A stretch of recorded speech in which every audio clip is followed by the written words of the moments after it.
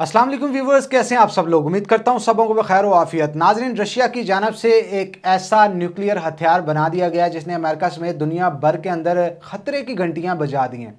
क्या है ये न्यूक्लियर वेपन, किस कैपेबिलिटीज का हामिल है। पोसाइडन नाम का ये न्यूक्लियर वेपन काम किस तरह से करता है। कहा जाता है कि ये पानी के अंदर अपने हदफ को तलाश करके उसकी कोस्टल सिटीज को तबाह करने की सलाहियत रखता है और वहां पे जाके जब ये ब्लास्ट होता है तो न्यूक्लियर कंटेमिनेटेड वाटर की सुनामी जो है उस शहर को तबाह बर्बाद कर देती है।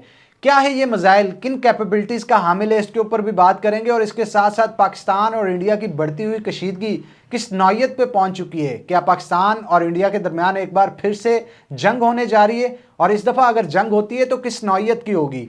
ये जंग कहा जा रहा है कि इंडिया की जानब से बहरी बेड़ों को जो तैयार किया जा रहा है, इस दफ़ा नेवी की ताकत को इंडिया की जानब से आजमाया जाएगा और INS विक्रांत जो कि इंडिया बहरी बेड़े के अंदर शामिल है, उसकी ताकत को इस्तेमाल करते हुए पाकिस्तान के ऊपर धावा बोलने की तैयारी इंडिया की जानब से की जा रही है।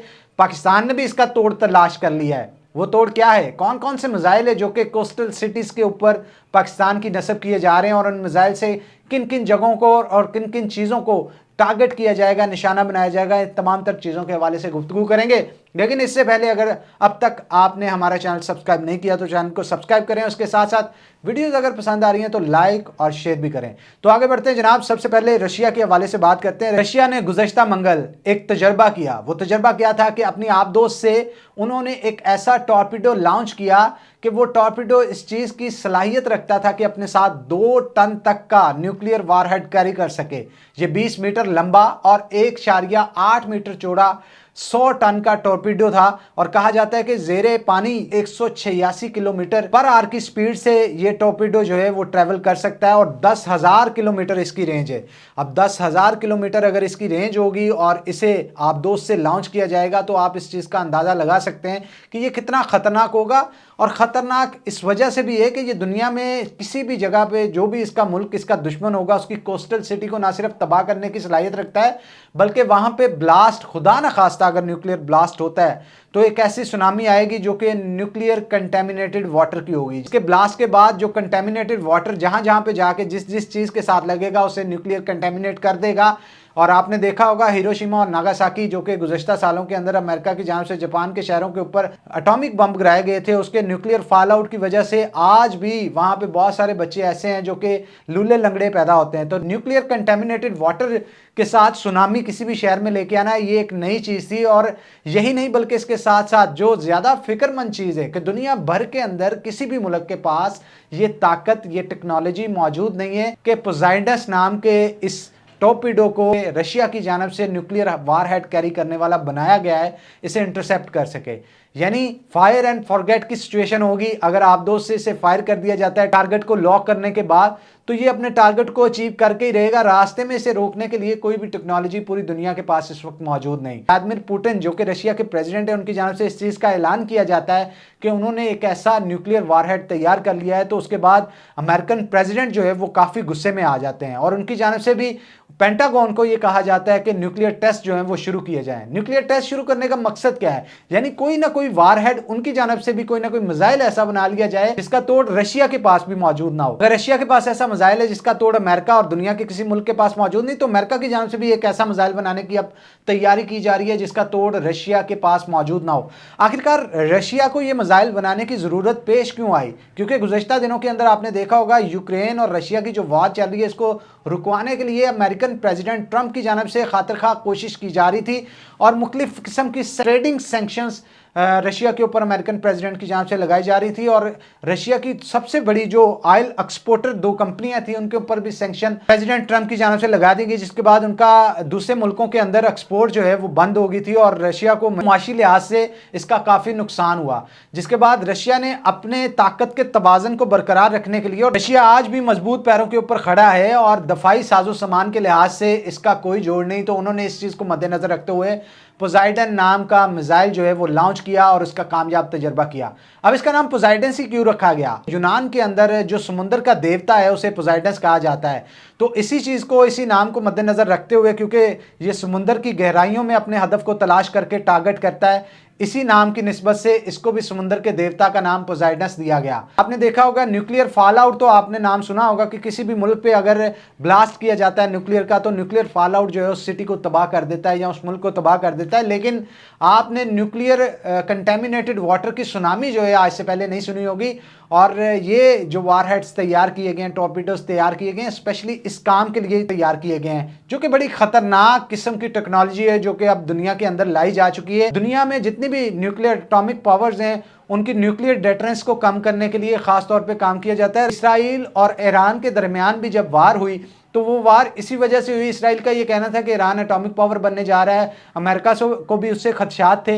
इस चीज़ को मद्देनजर रखते हुए इस्फहान उनकी जो न्यूक्लियर साइट थी उसके ऊपर अमेरिका के B-2 बॉम्बर्स की जान से बम बरसाए जाते हैं। बंकर बस्टर बॉम्ब्स के जरिए जो है उनकी जेरे जमीन जितनी भी लेबोरेटरीज थी उनको तबाह करने का दावा अमेरिका की जान से किया जाता है। मकसद क्या था? मकसद यही था, अमेरिका नहीं चाहता कि ये न्यूक्लियर टेक्नोलॉजी दुनिया में फैले और बहुत सारे मुल्कों के पास इसकी ताकत आ जाए, और अगर कहीं पे भी छोटी मोटी लड़ाई भी होती है, न्यूक्लियर वॉर स्टार्ट हो जाती है, तो वो दुनिया को तबाह करने की सलाहियत रखती है। दुनिया में अमन के तवाज़न को कायम रखने के लिए ये कोशिशें जो है अमेरिका की जानिब से की जाती हैं। तो अब बात करते हैं जनाब पाकिस्तान और इंडिया की बढ़ती हुई कशीदगी के हवाले से। पाकिस्तान और इंडिया की कशीदगी जो है वो गुज़श्ता दिनों के अंदर बढ़ती चलेगी। इंडिया की जानिब से जारियत की जा रही है, कोशिश की जा रही है कि ऑपरेशन सिंदूर का 2.0 वर्जन यानी सेकंड वर्जन जो है वो लॉन्च किया जाए, और जिस तरह से उनको शिकस्त हुई है, शिकस्त का बदला पाकिस्तान से लिया जाए। लेकिन इस दफ़ा इंडिया की स्ट्रेटजी कुछ डिफरेंट होगी। वो किस तरह से? जहां पे फ़ज़ाई और ज़मीनी हदूद में बुरी तरह शिकस्त इंडिया को हुई, तो इंडिया ने देखा कि वहां पे हम कमज़ोर हैं।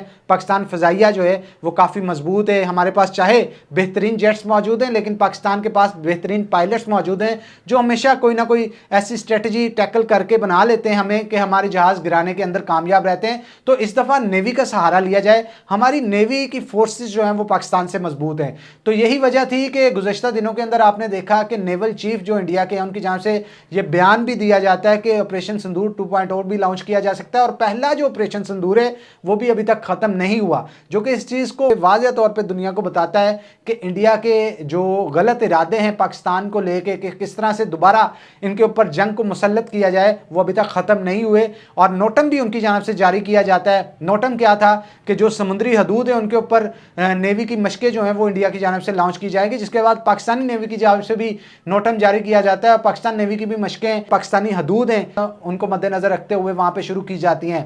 अब कहा जाता है कि इंडिया अपनी नेवी के ऊपर इस वजह से ज्यादा मान कर रहा है क्योंकि इनके पास INS विक्रांत है।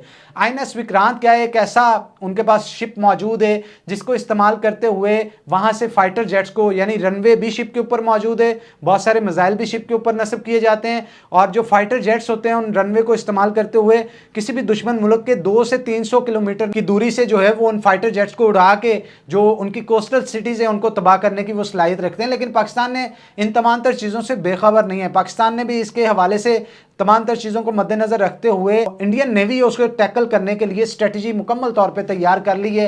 अब बहुत सारे मिसाइल सिस्टम हैं जो कि पाकिस्तान के नस्ब कर दिए गए हैं कराची और इसके साथ साथ जो मुख्तलिफ कोस्टल सिटीज़ हैं उनके ऊपर। अब ये मिसाइल सिस्टम क्या करेंगे, किन किन लोगों को टारगेट करेंगे, कौन कौन से इनके हदफ होंगे और कौन कौन से मिसाइल्स हैं जो कि वहाँ पे नस्ब किए गए हैं। फतह 4 भी वहाँ पे नस्ब कर दिया गया है, मुख्तलिफ किस्म के बैलिस्टिक मिसाइल्स भी नस्ब कर दिए गए हैं। कहा यह जा रहा है, सुनने में ये आ रहा है, ज़राए का ये कहना है, अभी तक ये बात कंफर्म नहीं है कि हाइपरसोनिक मिसाइल भी वहाँ पे नस्ब कर दिए गए हैं। अब हाइपरसोनिक मिसाइल्स के हवाले से गुज़श्ता दिनों के अंदर बहुत सारी बाज़गश्तें जो हैं वो हमें सुनने को मिल रही थी कि पाकिस्तान ने एक कामयाब तजर्बा किया है, लेकिन पाकिस्तान के ऑफिशियल्स की जानिब से ऑफिशियल स्टेटमेंट है वो जारी नहीं की गई। लेकिन ये भी एक जंगी स्ट्रेटजी होती है कि किसी भी मुल्क को, जैसे PL-15 के हवाले से कहा जाता था कि इसकी रेंज 150 किलोमीटर है, लेकिन 200 किलोमीटर की रेंज से इसने राफेल को बाव बर्बाद किया। इसी तरह हाइपरसोनिक मिसाइल का कहा यह जा रहा है कि तजर्बा कर लिया गया है, लेकिन ऑफिशियल स्टेटमेंट शायद इस वजह से नहीं दी जा रही कि इंडिया की जानिब से अगर कोई जारियत की जाती है तो एक नया सरप्राइज इंडिया के लिए तैयार होगा। अब कौन कौन से टारगेट्स हैं जो कि पाकिस्तान की आर्मी की जानिब से इंडिया के कौन से ऐसे टारगेट्स हैं जिनको अचीव किया जाएगा इन मिसाइल्स के जरिए? तो जनाब ये जो INS विक्रांत लेके फिर रहे हैं ना, $3.1 बिलियन का ये बहरी बेड़ा है जिसके अंदर तकरीबन 196 से लेके 1450 तक का जो स्टाफ है वो मौजूद होता है जो कि इस शिप को कंट्रोल करता है। वो पाकिस्तान के टारगेट के ऊपर है। अगर किसी किस्म की भी ऐसी एक्टिविटीज़ کی جاتی ہیں، پاکستان کے اوپر جنگ مسلط کی جاتی ہے، تو پاکستان اپنا ڈیفنس تو کرے گا ہی کرے گا، لیکن اٹیکنگ پوزیشن کے اندر خاص طور پہ آئی این ایس وکرانت، اور ذرائع کا یہ کہنا ہے کہ صرف اور صرف آئی این ایس وکرانت کو ہی ٹارگٹ نہیں کیا جائے گا۔ انڈیا کی جانب سے کسی قسم کی جارحیت کی جاتی ہے تو ان کے مختلف قسم کے ایئر بیسز ہوں گے جن کو ان میزائلوں کے ذریعے ٹارگٹ کیا جائے گا، اور ٹارگٹ ہونے کے بعد وہاں کی تباہی کا منظر پوری دنیا دیکھ سکے گی۔ اس لیے انڈیا کسی بھی قسم کی جارحیت کرنے سے پہلے 100 بار سوچے، اور انڈیا کی جانب سے مختلف قسم کے موقعوں کے اوپر کوشش بھی کی گئی ہے کہ وہ پاکستان کے اوپر جارحیت کریں، وہ اٹیکنگ پوزیشن میں آتے ہیں تو پاکستان کی نیوی جو ہے ان سے پہلے ہی متحرک بیٹھی ہوتی ہے اور ان کی تمام تر ایکٹیویٹیز کے اوپر، بلکہ سیٹلائٹ ویژولز کے ذریعے بھی انڈین نیوی کے اوپر اور اس کے ساتھ ساتھ اس کے مختلف ایئر بیسز جہاں سے جنگی پروازیں ہوتی ہیں فائٹر جیٹس کی، ان کے اوپر بھی نظر رکھے ہوئے ہیں، اور پاکستان جیسے ہی کسی قسم کی ایکٹیویٹیز ان کی طرف سے پرفارم کی جاتی ہے تو پاکستان اس کو ٹیکل کرنے کے لیے اپنی پوزیشن کو سنبھال لیتا ہے، جسے مد نظر رکھتے ہوئے انڈیا جب دیکھتا ہے کہ پاکستان کسی چیز سے بے خبر نہیں ہے، اگر اٹیک کیا جاتا ہے تو کاؤنٹر اٹیک بھی پاکستان کی طرف سے کیا جائے گا، اور اگر اس سب کے بعد بھی انڈیا کی جانب سے کوئی مس ایڈوینچر کیا جاتا ہے تو پاکستان کی طرف سے واضح پیغام ہے کہ وہ اپنا ڈیفنس تو کرے گی لیکن اس کے ساتھ ساتھ کاؤنٹر اٹیک بھی کیا جائے گا۔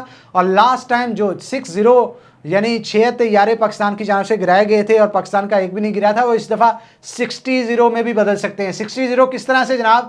کیونکہ بہت سارے طیارے اگر ان کے اڑائے ہی نہیں جاتے، ایئر بیس بھی موجود ہوں گے، اڑنے سے پہلے ہی پاکستان کے سپر سونک، ہائپر سونک اور فتح 4 جیسے میزائل جو ہیں ان کو جا کے ٹارگٹ کر کے ایئر بیس سے اڑنے سے پہلے ہی تباہ کرنے کی صلاحیت رکھیں گے۔ اس لیے انڈیا کی جانب سے کسی قسم کا اگر کوئی مس ایڈوینچر کیا جاتا ہے تو اس چیز کو مد نظر رکھ کے کیا جائے۔ پاکستان ہر چیز سے باخبر ہے اور کاؤنٹر اٹیک کرنے کے لیے مکمل طور پہ ایک بہترین پوزیشن کے اندر بیٹھا ہے۔ کسی قسم کا جھوٹا بیانیہ بنا کے کہ پاکستان کی طرف سے پہلے اٹیک کیا گیا یا ان کی طرف سے دہشت گردی کی کارروائی کی گئی ہے جس کے برعکس انڈیا نے کارروائی کرتے ہوئے پاکستان میں مارا، تو جناب اس چیز کو یاد رکھیے گا، اس دفعہ پاکستان صرف اٹیک نہیں کرے گا بلکہ انڈیا میں گھس کے بھی مارے گا۔ جہاں پہ air to air missile Pakistan سے لانچ کیے جاتے تھے، انڈیا میں جا کے گر کے تباہی کرتے تھے، اس دفعہ انڈیا کے اندر گھس کے مارا جائے گا۔ اس لیے کسی بھی قسم کا مس ایڈوینچر کرنے کا سوچئے گا بھی مت۔ جو مزید اپڈیٹس ہوں گی وہ بھی آپ کی خدمت میں لے کے حاضر ہوں گے، تب تک کے لیے دیں ہمیں اجازت، اللہ حافظ۔